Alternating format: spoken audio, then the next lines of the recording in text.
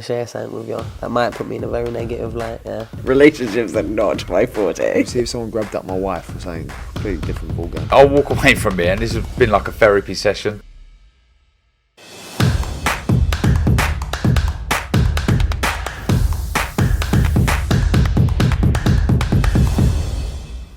Razabani for IFO TV, proudly sponsored by Everlast. It's the final one of the year.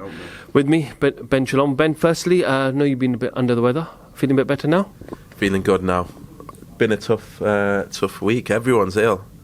Fighters are getting ill. I'm ill, but good. I think I'll be ready just in time for tomorrow night, which is good. Yeah, like I said, it's the last one. Packed out, busy year. We're going to go through that a bit later, but what can we expect to see on Saturday?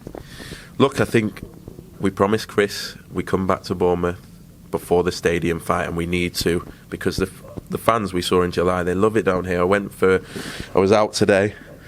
Everyone knows Chris Billam-Smith is fighting in this town. It's really, really good to see. Like, they're so excited. They never had boxing here until July. We had such a good show last time. He wants to fight for a world title. He wants to fight in the stadium in his next fight. And to do that, we wanted to fight a well-ranked guy. He's in the top 10 of the WBO. He's a live fighter. He believes he's coming to win. He's an aggressive fighter. I think it's a perfect style for a war as long as it lasts. And it's a step that Chris needs before the big one next year. And so, yeah, to be back in Bournemouth is very, very good. Obviously a good card as well.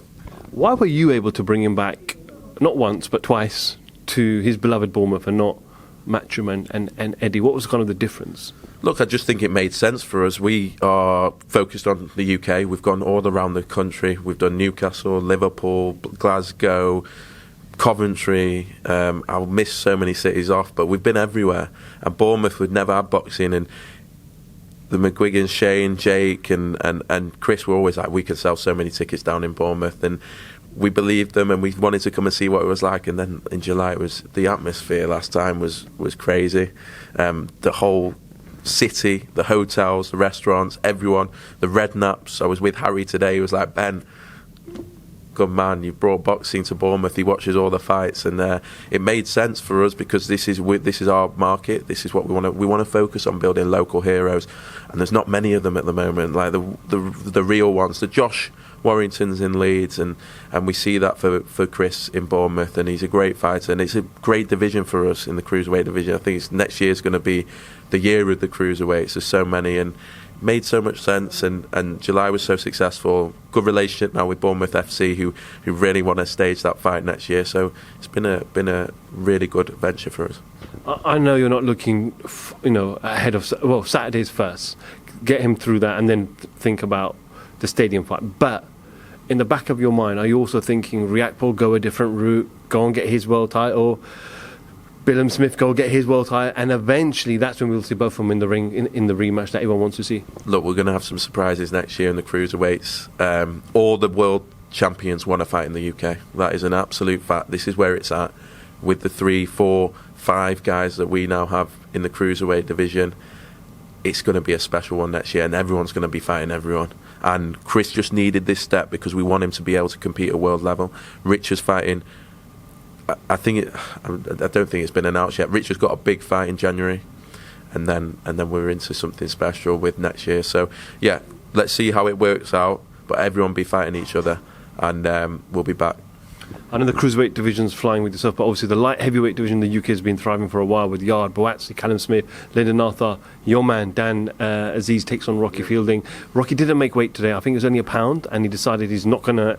He tried to lose it, but it didn't work out, is what it is. But opportunity for Dan to really make a statement on Saturday. Look, Dan Aziz, to be now chief support against Rocky Fielding, incredible from where he's from. Southern English, British, now Commonwealth. Next one, hopefully European, but Rocky Fielding, what a guy to have on your resume if he could come through. He's only ever lost to Callum Smith and Canelo. It is a step, for me, coming in a pound over. It's going to be a tough night in the sense we don't know what to expect from Rocky. He was out since the pandemic. His last loss was Canelo. His career best win was the fight before Canelo. So we don't know what, if we're honest, what's going to turn up on a Saturday night, but that's what makes it exciting. And for Dan, This is a Commonwealth title. This is the business. This is a big name. This is on a big show that's going to do good numbers. For him, we really want him, as you mentioned, the light heavyweight division with the Boatzis and the Yards. That's where he wants to be. And with Buddy McGirt now, the improvements they're making and the way he dispatched the Shakan Pitters, not dispatched, but was just consistently better over 12 rounds. I've seen Shakan, I know Shakan. That shows he's levels above British. Shakan's 6'6", and Dan Aziz was 5'10", I think. And the way he did that, I think everyone enjoys watching Dan Aziz. He's a fan favourite. I can't wait to see his career develop. But next year will be the year for Dan Aziz. But yeah, Saturday night he's got to come through. This is the final one on the Saturday show. I don't know another fighter, I could be wrong, male or female, that has had 5 fights in 1 year like Caroline Deboer has had. I know some of those fights she's got rid of the opposition quite quickly, but to talk to me about what she's going to do for women's boxing in the future now. Caroline, when we signed all the Olympians, Caroline was the first one that signed with us.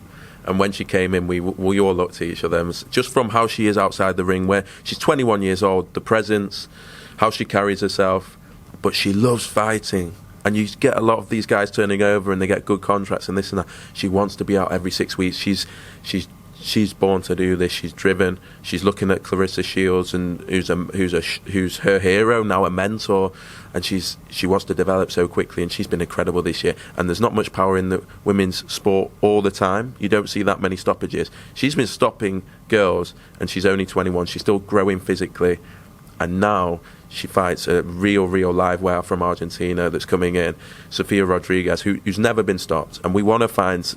That's what we're looking to do now with Caroline. It's a proper fight. She's only fought in competitive fights in Argentina. It's the first time over here, and it's another 5 fights, as you say, in 1 year, in a debut year. She's a special talent, and she's going to do amazing things. And it's crazy because when she first started, she didn't even want to be on maybe the TV slot. She was so nervous. Imagine 19, 20-year-old girl now in front of this brutal boxing industry, everyone commenting this and that. And now she's won before Dan Aziz in going to be a packed out arena in Bournemouth. The confidence levels, the way she's developed, the job change done with her. She's going to be a future star of the women's sport, if not the future star of women's boxing. Sticking with the females, Clarissa Shields put a tweet out a number of days ago stating that who wants to fight me, and then looked at the 154 division and pointed at. Tagged in Natasha Jonas and Terry Harper. Where are we with that situation? I know there's an offer made from Matchroom. You said Tasha's going to do what she wants to do. She went to Japan to support Paul Butler during his undisputed attempt. But where are we with this whole situation? Look, we've received the offer, obviously, for Terry. We said to Frank, we'll sit down with Tasha once she's back from Japan. She wants her time. We'll assess it now, probably next week, and then we'll see where to go. But I've said before, she wants the biggest names. She wants 1 or 2 fights of the biggest level. She's done so much this year, won 3 world titles. I've seen she's up for BBC Sports Personality of the Year. Incredible achievement, and maybe could be right up there for the award. And next year she'll make her right decision. She'll decide what's best for her, as she should at this stage in her career. Whether that's Terry Harper, Clarissa Shields, whoever that she wants, she will choose. And she's now really a money fight for a lot of fighters, because she's a big name. She's been unbelievable in the punditry on Sky. She's fought 3 times this year, and people want to fight her. And she'll be out in March, and hopefully in a big one. Ben, did you ever make an illegal approach for a fighter that belongs to another stable, making them a substantial offer in Lawrence Okolie? When a fighter is legal representatives warrant that a fighter is out of contract, and can we make an offer to multiple promoters, not just us, then we will make an offer. We can be interested in fighters. That's not interfering. If he's in a contract, fine, but we've been represented that he's not. So we made this offer in May, but we were told Matchroom have a matching right. We've got to respect that contract, and so all the offers, or the highest offer, which seems like it was ours, will be shown to Matchroom for a matching right. So we know it's going to be shown before we even send it. So it's all confusing that when we know it's going to be shared. So it's part of their contractual right. And then we got a letter from Matchroom saying there's a dispute and Lawrence is still under contract. We said okay, and that was it. That was May, and we're now June. July, August, September, October, November, December. Could we have been any more respectful? Why hasn't he fought? I mean, again, that stuff in terms of why they've not given him a fight, or why he hasn't fought, or why they want to, I don't know. Are they trying to make an example of him because there's options out there? Look, I don't want this back and forth and this and that, but ultimately, when something's said, then we have to respond. But as I say, when a legal representative says that he's out of contract and we make an offer knowing it's going to be shared with Matchroom, that is absolutely fine. And as soon as we were told, we've left it. But what's happened since in the past however many months, I don't know. One of the things that Eddie was kind of alluding to in his interview with us a couple of days ago was that because of the size of your offer, how big it was, it's almost distracted Lawrence away from Matchroom, and he's got his eyes on this particular offer, and he said to Matchroom, "Come close, and I'll stay with you." But obviously, I don't know what that offer is, but it seemed like it's an enormous offer, which I don't think Matchroom will match. But they're basically, you instigated this whole almost scenario that's taken place. It's all relative, isn't it? And I think it's convenient. I think Lawrence has indicated that maybe he wants to leave or will leave, and what's happened since is let's make it as difficult as possible. Let's stall his career, or let's make it, I don't know, let's stall his career. Let's whatever we can to make sure that this can't happen. And maybe they're trying to make an example of him or whatever. By being an option to fight, are we interfering with every fighter on the stable? Obviously, fighters, when they come to an end of a contract, are going to consider their options. We were asked to make an offer. We made an offer. We knew it was being shared with Matchroom. And what's happened since? And it's been months and months. Just either give him a fight or let him fight, or what? Why would, as well, if you're losing money on every fight, why would you want to lose more money on the next fight? And I've seen it and I've mentioned it before, but every fighter that has had to come across, and I'm not going to say anything because I don't want, has a story to tell. It's not easy. Natasha Jonas apparently had one fight left, and as soon as she expressed an interest, she was pulled off fight camp within days. She was then put on a Liverpool show, and we still laugh about the Liverpool show because she shows me the poster, and you can hardly see her on the poster. Like, she's stuck in the corner, and then I think on the week that got pulled. It's just to stop them leaving or stalling or this or that.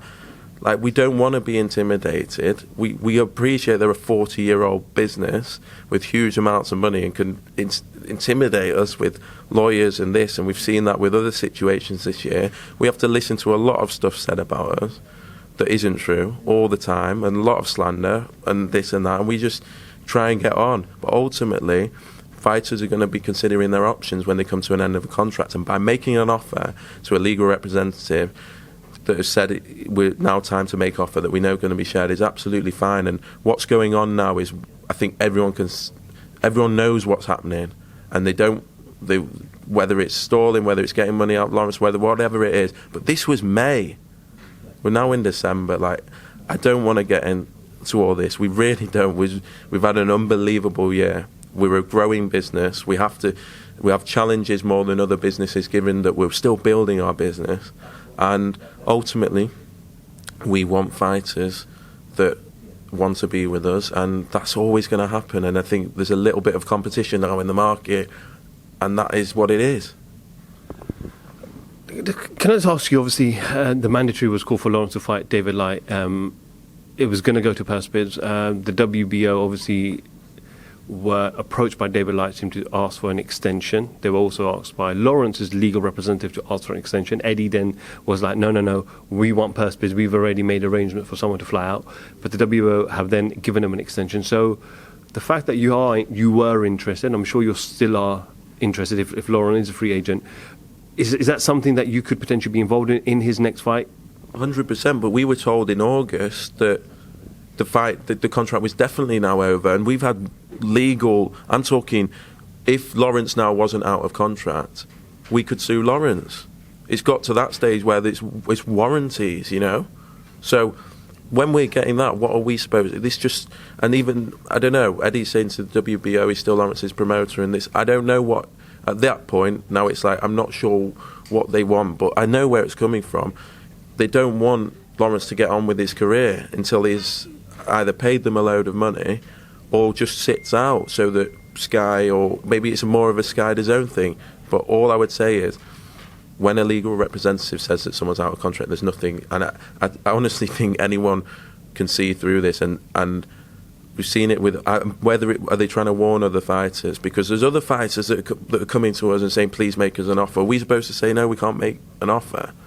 Like, we want to grow our business as well, and we want to work with other promoters. We've tried it all year. We've worked with almost every promoter, and I don't know whether it's trying to fire a warning or this and that, but ultimately we have to put on shows and we have to put on fights, and if fighters ask us to make offers, we will make offers if they're right for us, and we thought at that point Lawrence was right for us, and that's where it started. But as I say, it was so long ago now that I think the contract's over anyway, and that's what's been told. It's absolutely done. And so look, we're obviously, fighters now know they got options. We're not stupid. We have fighters that probably know that they're valuable in the market, and that's just how it is. Ben, I know you've been in this kind of professional industry not very long, kind of your first full year, but when you see this, is it frustrating? Because from the outside, it's very frustrating for fans, because we're at a time where misfits boxing and influence boxing is rising high.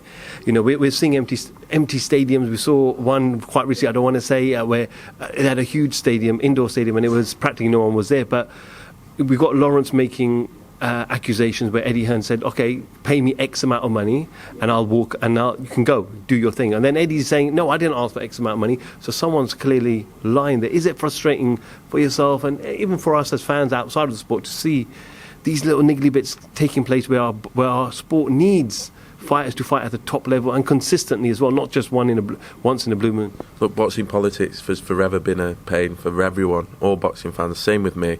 I'm not going to comment any more on that Lawrence situation. For me, it's clear, but hopefully I think it's over now. And as I say, for me, there's nothing more to say other than I hope it's not like a warning sign or a trying to stall someone's career because they've made an indication that they want to go. And as I say, Natasha, other fighters have had difficult time. We're having other fighters now with the same situation where they're coming to us and saying, can you make us an offer, but we have a matching right? So they have to show it to Matchroom, because Matchroom are legally allowed to match our offer to keep them in the contract. That's going to happen. So we can't just not. Anyway, I hope this is the end of it, and this, in future we can move on. But as I say, we won't be stopped from running our business. But I know you don't like going back and forth, but I have to ask you, because obviously Eddie's made certain comments and made certain accusations. But this year you've managed to sign some of the great Olympians that have come through. You've paid a lot of money. It's quite notably known, Fraser Clark and Ben Whittaker, sign-on fees, etc. Eddie made the comment, and I quote, where he said, there's a difference between having a big TV budget and having a budget from investors, and that's what we're up against. There's so many things I could say to that, but the first thing is, please show me what investor money we spent on these. I would love to know, and actually I would love to get some investment for next year so we can spend more. We might not earn the same money, I might not be paying myself the same money. I'm spending what we get paid, because we had no stable, and at the start no one even trusted or knew who we were. At some of the fighters at that top level, they knew who we were, but could we deliver? And so I think a lot's being made of how much we spent, but I think that's all coming from Eddie and Matchroom. It's not coming from us. I mean, they seem to know so much about our contracts. They're talking about interfering in contracts and this and that. They're talking about our contracts all the time. The amount of stuff that we have to listen to that is just blatantly not true, including that, like, it's just complete not true. Is it because the budgets they have are way more enormous?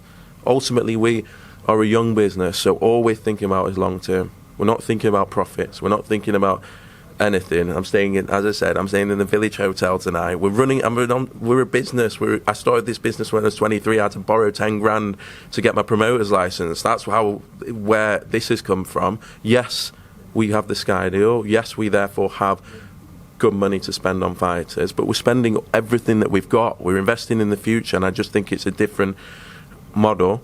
But also overpaying for fighters. I mean, it's almost an excuse to say, because for me, if I'm offered £5 now by Sky and I'm offered £5 by DAZN or Box, and now that you know Boxer can deliver, and you've seen the shows that we've done in our first calendar year with no team, I'm still working out who's in the accounts and who's this and who's that. You have no idea, the late nights. I'm not promoting. I'm trying to build. We're building a business as well. And so what we've done in the first year, I think fighters are now confident, and I genuinely believe if it's a no-brainer if for the same value as to where you would go, I think, yeah. And so this whole, we have to pay more in this, as I say, it's frustrating because this is the last thing that I want to do, and I let so much go over our head. But when this is just blatant, like, not true, like, just completely not true, that's frustrating. But I wish it was true. Believe me, we got compared to PBC's billions. Unbelievable. And maybe one day, maybe next year, if we can help find us an investor, we'd be, for next year, that would be great. Conor Benn put a statement out this week. He seems, from the statement, very confident. Eddie Hearn seems very confident that it's going to go in their favour and he's going to be innocent and not serve a ban. Just quick reaction to the statement, which I'm sure you've probably read. I mean, it is what it is. Can't read anything into it. Obviously, you hear a lot, but it's not my issue. I think everyone's against doping in the sport, and it should be absolutely dealt with at the highest strict as a deterrent. Because people think they can get away with it, it will be a problem. But I can't comment on an issue that isn't mine. But again, that was another difficult moment for our sport, and hopefully it's dealt with properly. Finally, after Saturday, close to about a month off, and then the first one back is Chris Eubank Jr. and Liam Smith. How's the rest of the schedule looking, and when could we find out more? Yeah, it's good. Honestly, I know, look, we're still learning, so we understand that this year, we don't get the credit that perhaps we deserve in the first calendar year to put on the shows that we have, if you knew where it's come from. But we're still learning, so there's things that's still happening. We're still bringing in fighters. But to try and make fight nights, which we had to do at the start of last year on 4 weeks' notice with no fighters, is next to impossible. And then know that it's going to be seen by 500,000 people who are all going to say, what's this, what's that, this. And the fighters that we've just signed as well. So excited for next year because we actually have our stable. And we're really proud of the fighters that we have. We think we can put on an unbelievable schedule. And we're so excited to just be doing this. I can't tell you, when we were sat here last year, we were excited, but this year, because of where we are and the team and everything's coming together a little bit more, and we still got so much to learn and so much to do, but we do have genuine intentions for the sport. It's not all about money for us. We love being in boxing. We think there's so much more it can do. I think generally boxing's had a bit of a difficult year. There's been some great highs, but there's been some difficult parts with fights not getting made and what happened with certain situations. But next year, yeah, looking ahead to the schedule, it's really exciting because we've got some fighters that we think are going to have massive years. We've got a schedule that's coming together, and I can actually know in my head what's coming in March and April and May. Never been able to do that before, and I can't wait. Benn, Shalom, IFL TV, thank you very much.